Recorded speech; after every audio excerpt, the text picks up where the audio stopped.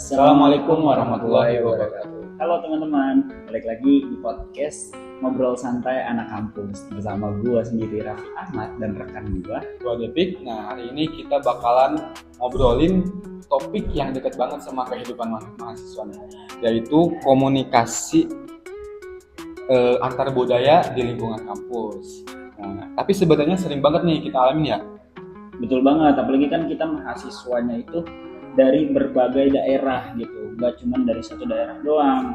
Nah, dari berbagai daerah ini mungkin kita dalam tutur cara bahasa ngobrolnya itu berbeda-beda kan. Kadang bisa jadi lucu, kadang juga bisa jadi salah paham. Makanya penting banget nih buat kita bahas. Kita bakal ceritain pengalaman kita, jelasin sedikit teorinya biar gak cuma curhat, dan kasih tips bagaimana komunikasi kita tetap makin oke. Oke, let's go.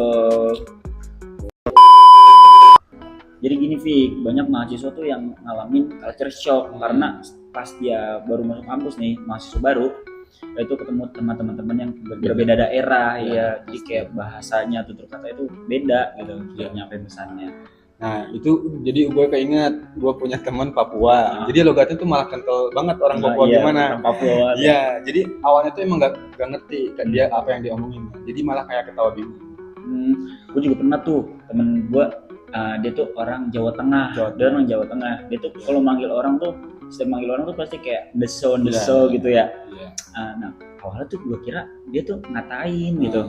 Ternyata emang udah biasa gitu buat dia mah. Bahasanya ya, cara bahasanya. Nah, jadi masalahnya tuh kadang kita bawa standar budaya kita sendiri gitu. Jadi terus pas ketemu yang agak beda budaya sama budaya orang lain, itu kaget kita gitu. Jadi bahkan kita itu bisa jadi bikin miskomunikasi, bahkan konflik kecil kalau nggak segera dilurusin. Setuju, dan ini juga bukan tentang bahasa doang gitu, tapi tentang cara kita menyampaikan pesan, cara bercanda kita, cara kita menunjukkan emosi, dan sampai cara kita menghargai orang lain mungkin gitu. Nah, biar gak cuma pengalaman pribadi, kita hubungin sama teori komunikasi. Ada namanya komunikasi antar budaya.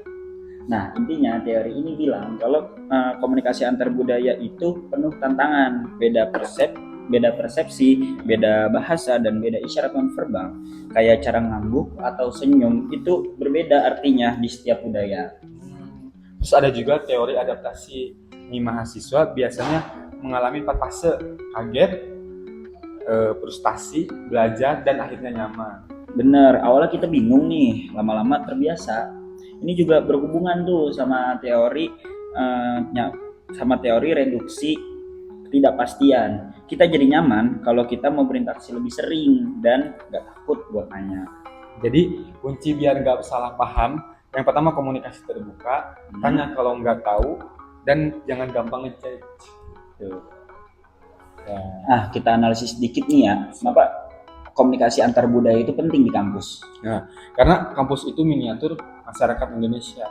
Kalau kita bisa beradaptasi di sini, nah nantinya kita siap banget buat bisa kerja di lingkungan yang beragam.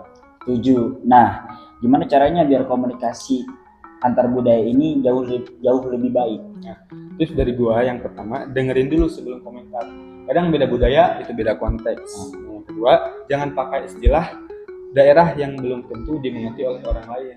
Yang ketiga, cari kesamaan, entah itu hobi, musik, atau pengalaman kuliah. Nah, gue tambahin juga ya, jangan gampang baperan gitu loh. Karena kebanyakan orang tuh kayak gampang baperan, baru ngomong dikit aja udah baper gitu.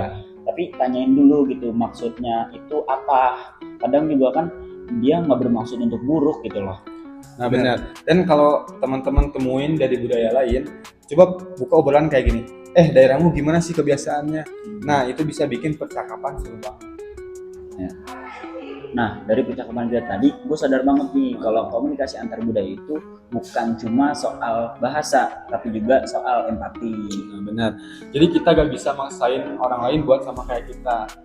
Justru keberagaman itu yang bikin kampus hidup.